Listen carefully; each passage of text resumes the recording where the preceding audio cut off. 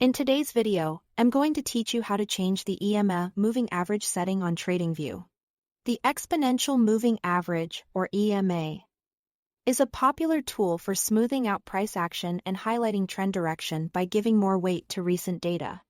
Adjusting its settings helps you tailor it to your trading style, whether you want to capture quick movements or focus on broader trends. Let's walk through the exact process step by step, keeping it simple and clear. First, open your charts in Tradingview and make sure you are looking at the symbol and time frame you want to analyze. Once your chart is visible, head to the top of the screen and click the Indicators button. In the search bar that appears, type EMA. From the results, select Moving Average Exponential. You'll see a line plotted across your chart, and a label like EMA 9 will appear in the top left area. Next, access the settings for that EMA so you can customize it. You can do this by clicking the indicator's name in the top left corner of the chart, or by clicking the small gear icon next to it. This opens the settings panel where you'll find the key options you need.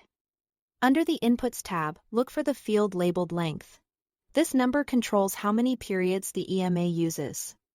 A smaller number, like 20, reacts faster to price and is often used for short-term analysis.